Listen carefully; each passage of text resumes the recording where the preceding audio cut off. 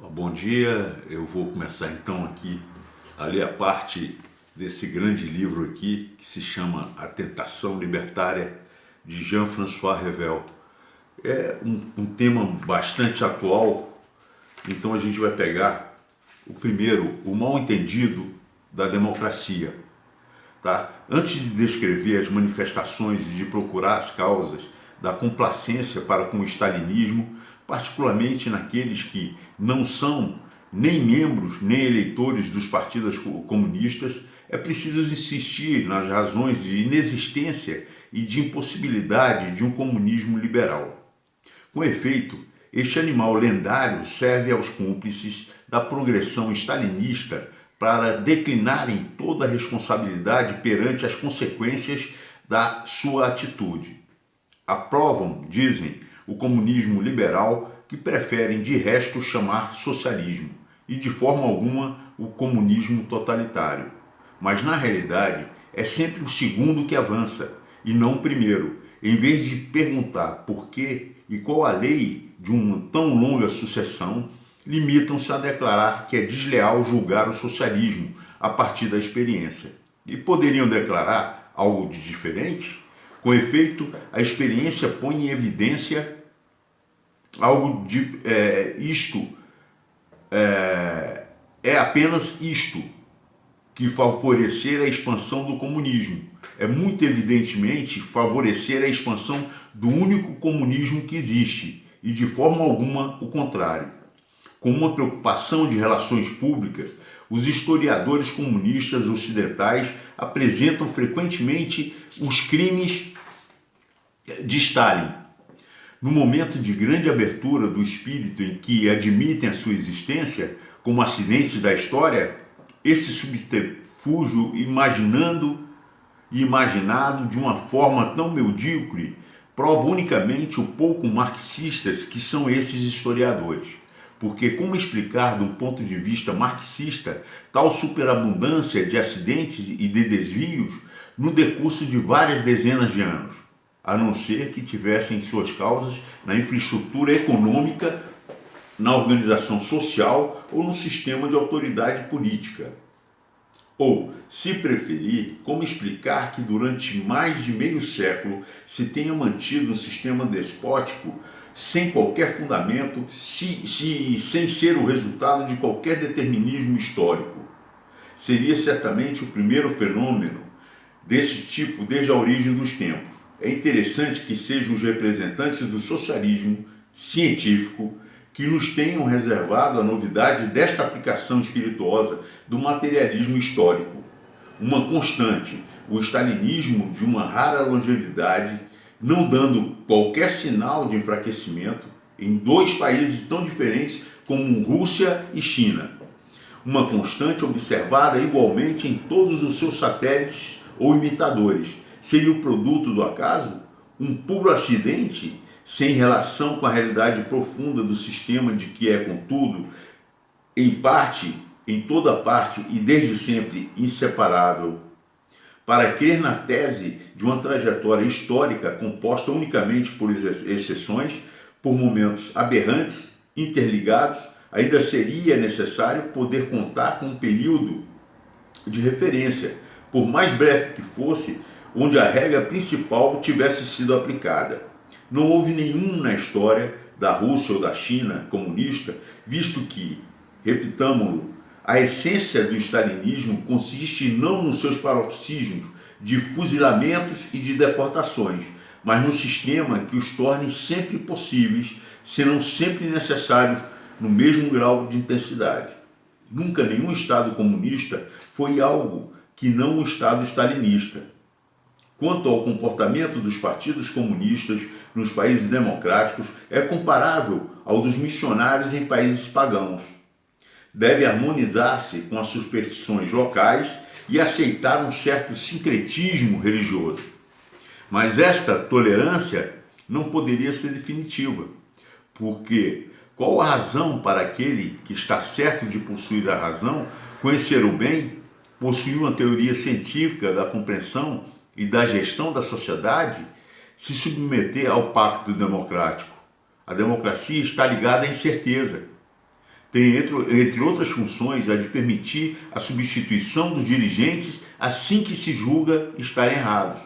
Aí, onde ninguém adere sem reservas a uma verdade e a um bem, que seriam incontestáveis. É a opinião da maioria que define, pois, a linha da conduta coletiva. O talento essencial do homem político em democracia é, por consequência, o talento em convencer.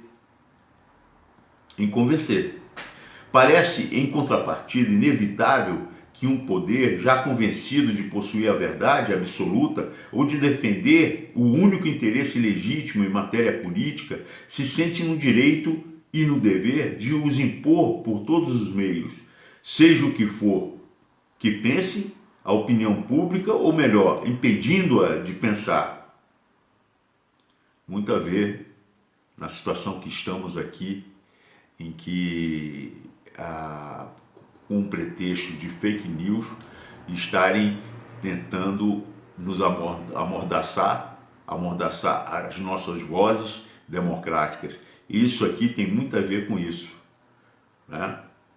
Então, o respeito pelo pluralismo, pelos interesses, pelos valores, tanto no interior do grupo social como nas relações com os grupos estrangeiros, é uma anomalia. A intolerância e o seu corolário, a violência, considerada como legítima, constitui a norma, o caso mais frequente.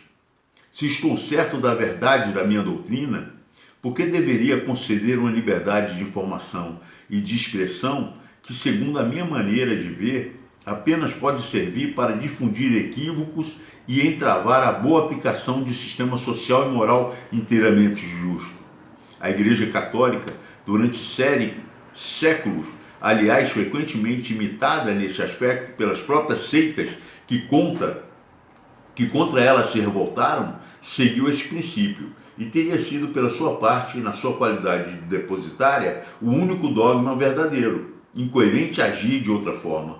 Igualmente, a adesão verbal e periódica dos comunistas em países de missão, quer dizer, dos comunistas do Ocidente, as liberdades fundamentais e a alternância de poder apenas pode ser considerada como uma concessão tática, útil, visto o comunismo ser minoritário nas democracias liberais.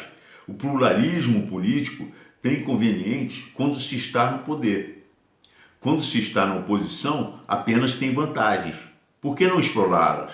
Mas os direitos da oposição e do indivíduo, instrumentos da luta contra o poder, não poderiam ser conservados numa sociedade socialista, porque ninguém tem o direito de lutar contra o poder justo.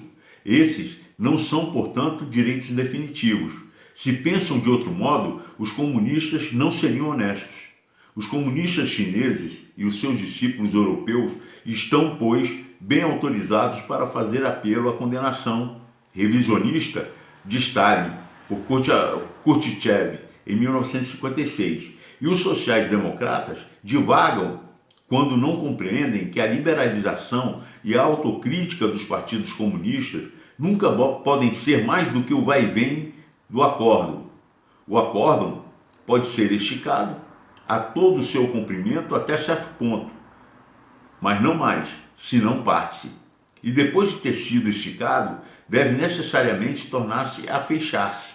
Aquele que foi, com muito representativo e histórico, secretário-geral do Partido Comunista Francês, na época da direção do José Stalin, em pessoa, Maurice Thorot, traduz fielmente a essência do marxismo-leninismo quando diz: a terceira causa dos erros cometidos pelo nosso partido foi até aos nossos tempos termos ficado muito fortemente ligados à democracia.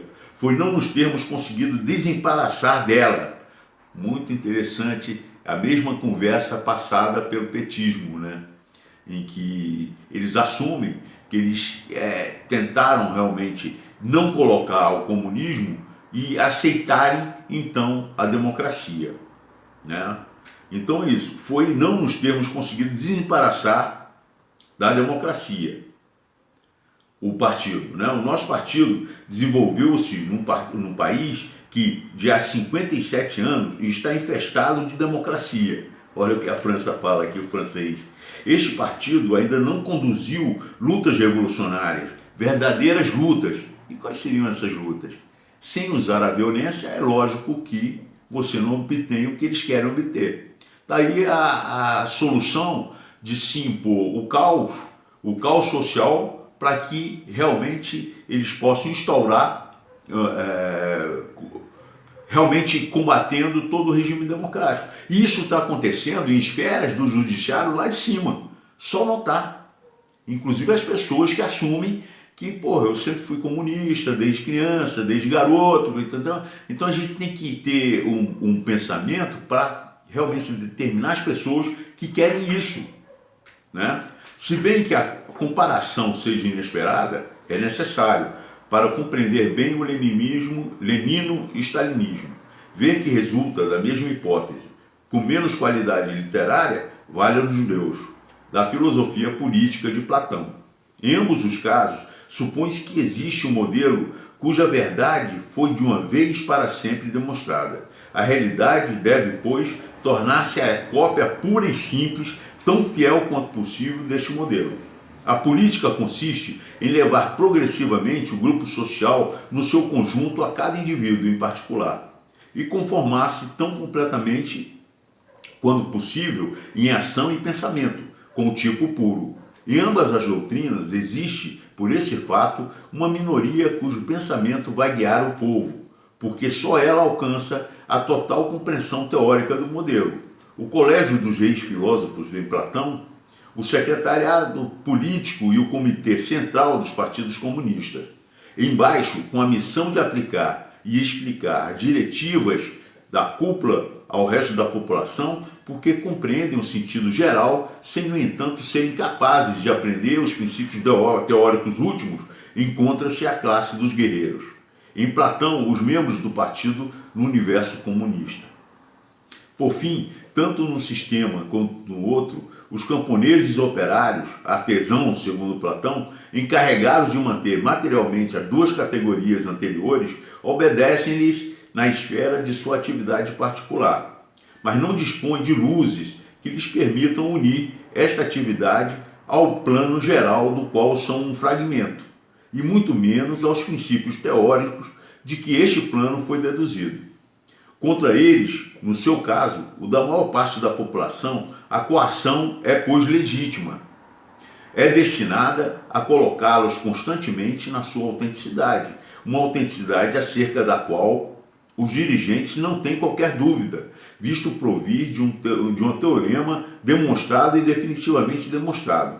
A educação e a reeducação incessantes fazem, portanto, parte da arte de governar, assim como a vigilância permanente de todos os cidadãos.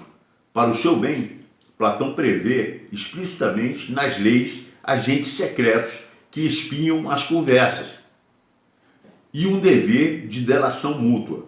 Aqui eu vou dar uma parada porque, olha só, a educação e a reeducação incessantes fazem, portanto, parte da arte de governar, assim como a vigilância permanente de todos os cidadãos.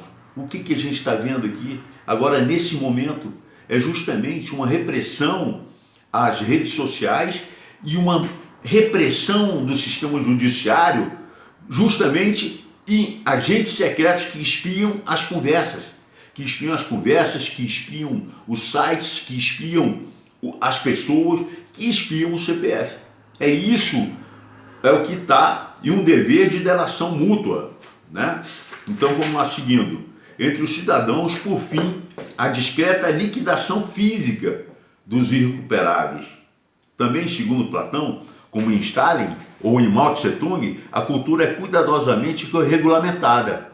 A música, o teatro, a dança, a pintura, o canto, a poesia e a arquitetura, a ginástica e o modo de vestir são, na República, objeto de prescrições e de interdições minuciosas e detalhadas, como elas o deviam ser no século XX, sob o controle e a direção, particularmente de Jadonov na Rússia e da senhora Mao Tse-tung na China, e como aplicação, bem entendido, do arquétipo teórico supremo, o pensamento do rei filósofo José Stalin e do rei filósofo Mao Tse-tung. Neste estado de espírito, nem a democracia, no sentido em que é entendida no Ocidente, nem a branda e modesta liberalização podem ser virtualidades do sistema. Constituem antes, pelo contrário, o oposto, o inimigo mortal, assim como a ditadura constitui o oposto e o inimigo mortal da democracia. Fazer os estudantes votar para lhes pedir que escolham entre a cosmologia de Aristóteles e a de Copérnico, um grande helenista, que era igualmente um grande stalinista, André Bonnard, reuniu uma frase, a lógica da censura totalitária. Toda sociedade que tenha consciência de encarnar e de defender valores preciosos, precaver-se-á contra o primeiro escritor que apareça para usar aquilo que a chama o seu talento para proceder à desintegração pura e simples desses valores. Portanto, a censura existe na União Soviética, como é natural na sociedade organizada. Este argumento é invocado mais ou menos intensamente em todos os tipos de sociedade. O que caracteriza as sociedades totalitárias é a aplicação efetiva e integral do sistema de censura daí resultante. Esta ideologia totalitária serve, como todas as outras, para justificar uma dominação, mas não é pura mentira por parte dos mestres e a sua aplicação não comporta unicamente inconvenientes para aqueles que a sofrem. Se os mestres não fossem em grande medida sinceras, o sistema seria muito menos implacavelmente posto em prática. O cinismo é mais tolerante que o fanatismo e o interesse mais complacente que a crença. Se o stalinismo apenas comportasse inconvenientes para os governados, supondo que isso fosse possível, não bastaria a repressão para o perpetuar. Mas aos olhos dos seus autores e dos seus defensores no Ocidente, o stalinismo não se julga por um balanço pelas suas vantagens e pelos seus inconvenientes em função do usuário. Mesmo se lhes demonstrassem, com a ajuda de números e de exemplos, que o número de inconvenientes para os mais desfavorecidos é menor na Holanda que na Rússia, e que o número de vantagens é mais elevado para a média dos cidadãos. Este cálculo realista não os poderia abalar, não mais que as informações sobre a mediocridade da vida, os processos falseados ou os campos de concentração. Como diz Marcel Proust, os fatos não penetram no universo onde vivem as nossas crenças, não as fizeram nascer, não as destroem. A sociedade americana ou a sociedade holandesa não são, para eles, verdadeiras sociedades. É para evitar, de resto, os danos deste empirismo na comparação que os governos stalinistas impedem que os seus viajem ao exterior. Olha só que interessante isso, né? O que o Stalin fazia. Então, eu vou dar uma parada por aqui com realmente essa verdade de que o Stalin proibia a saída dos seus cidadãos para que esse não tivesse a mudança ou a ampliar sua mente para conseguir, então, ter uma nova forma de pensamento ou pensar diferente do que o Stalin queria. Bom dia a todos.